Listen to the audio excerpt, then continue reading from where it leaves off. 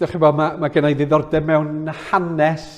Mae'n dal i ddigwydd, ond mae lot o gymeriadau yn hanes gwledydd Prydain, lle mae Cristnogion wedi edrych ar ei sefyllfa, yr angen yn ei cyfnod, ac wedi dweud, dwi am wneud rhywbeth ynglyn â hyn, oherwydd y mod i yn caru yr arglwydd Iesu Grist. A dyma rei o'r cymeriadau i chi. Elizabeth Fry. Da ni'n mynd nôl i'r 19fed ganrif, diwygiwr cymdeithasol Elizabeth Fry. A crynwr oedd hi, Quaker. Ond oedden nhw'n galw nhw'n Quakers oherwydd ar y cychwyn, bod nhw'n crynu wrth addoli. Pan oedden nhw'n teimlo bod yn ysbryd glân yn dod, oedden nhw'n crynu. A dyna pan bod nhw'n cael ei galw'n Quakers, nid oherwydd bod nhw'n berchen uwd, na ddim byd felly. Dwi'n eisiau sôn am ddim byd o'r Alban heddiw, man. Da chi'n gwybod am Quaker Oats? Wel, oherwydd bod nhw'n crynu wrth addoli, a dyna pan bod nhw'n galw nhw'n grynwyr yn Gymraeg. Oherwydd mae'n hanes diddorol y crynwyr. Ond, nath hi fynd i garchar yn Newgate, Llundain. A mi welodd hi sefyllfa y carcharorion, ac yn arbennig merched yn y carchardai. Oedd y merched a'r dynion ddim yn cael ei gwahanu yn y carchardai. Ac felly mi oedd merched yn aml iawn yn cael ei treisio pan oedden nhw yn y carchardai.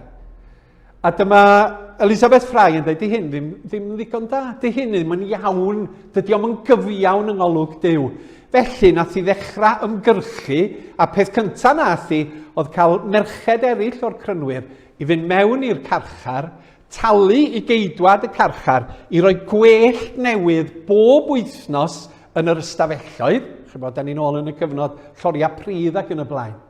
Ac yna yn raddol diwygio y systema'n carchardai, lle oedd merched yn cael ei gwahanu oddi wrth ddynion, a gwneud pethau fel crefftau a dysgu crefft a gyrfa i'r merched, fel i bod nhw'n gallu ailgydio ar ôl gadael y carchar. Ac oedd hi'n gwneud hyn gogoniant i Dduw. Dwi'n gwneud hyn oherwydd bod fi'n dilyn Iesu Grist. Hanes diddorol. William a Catherine Booth. Os ewch chi i fynwent Abney Park yn Llundain, Old School ydy'r tiwb agosa, mae bedd Catherine a William Booth wrth ymyl Henry Rees, yr apostol heddwch o Tregaron. Da chi'n gallu sefyll wrth Henry Rees a gweld bedd y ddau yma. Catherine Booth eto'n gymeriad arbennig. Mi safodd hi dros hawliau merched, a ddechreuodd hi bregethu yn 1860. Ac yn y cyfnod yna, doedd llawer o traddodiadau Cristnogol ddim yn caniatáu i ferched arwain addoliad ac i siarad ac yn y blaen. Ond fe ysgrifennodd Catherine Booth lyfrau ar y pwnc yn esbonio pam i bod ti yn gweld i fod o'n iawn i ferched arwain o fewn i'r eglwysi. A dyma nhw'n sefydlu byddin yr iachawdwriaeth hefo'r bwriad o gyrraedd pobl fregus yn East End Llundain i ddechrau. Oedden nhw'n teimlo, mae yna rei o bobl, na nhw byth fynd i eglwys na capel traddodiadol. Mae rhaid i ni gael rhywbeth gwahanol i gyrraedd y werin. A mi oedd alcohol yn broblem fawr. A dyma nhw'n cychwyn mudiad Salvation Army, byddin yr iachawdwriaeth, ac mi dyfodd o yn gyflym yng Nghymru a Lloegr i ddechrau, neu Lloegr a Chymru, ac yna ar hyd a lled y byd. Pam bod ti'n gwneud? Pam bod o'n gwneud? Mwyn dwyn gogoniant i Dduw a dod â chyfiawnder. Thomas John Bernardo o Dilyn, anffyddiwr i gychwyn, ond mi gafodd o droedigaeth a troi at y Plymouth Brethren a symud i fyw i Lundan. Oedd o'n meddwl mynd yn genhadwr i ddechrau, dan ddylanwad Hudson Taylor oedd yn genhadwr enwog. Ond dyma Hudson Taylor yn dweud, cyn iddo fo hwylio i China o Lundan, pam ni dim treinio fel doctor? A dyna fi, dyma fo'n cael ei hyfforddi fel meddyg. Ac yn Llundain, dyma fo'n gweld fod yna gymaint o blant am ddifad ar y strydoedd. A maen nhw'n sôn yn ganol y 4edd ganrif ar 15, 1950, bod yna 30,000 o blant ar strydoedd yr East End.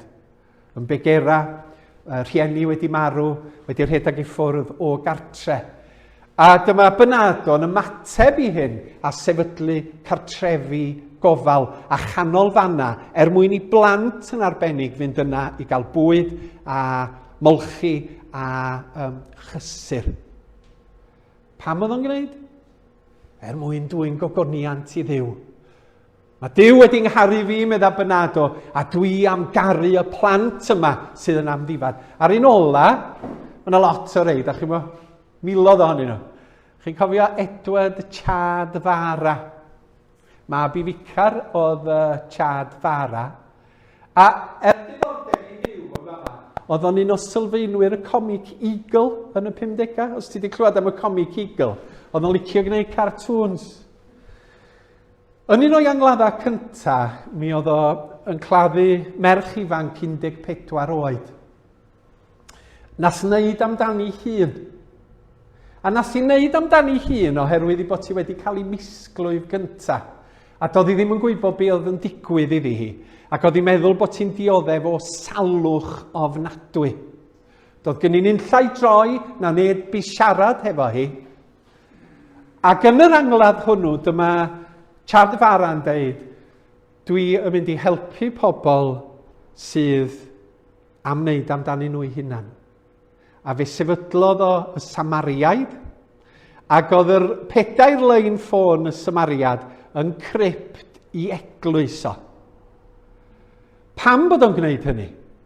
Oherwydd bod Dduw yn ei garu fo, a bod o am garu i gydfyn gogoniant i Dduw. A dyna jyst 4 enghraifft i chi o Gristnogion sydd wedi edrych ar eu cymuned a'i cyfnod a dweud, beth am wneud rhywbeth ymarferol ynglyn â hyn? Nid gweddïo'n unig, mae hynny'n bwysig, nid addoli yn unig, nid caru Dduw yn unig, ond dilyn y gorchymyn, car yr arglwydd y Dduw, a char dy gymydog fel ti dy hun.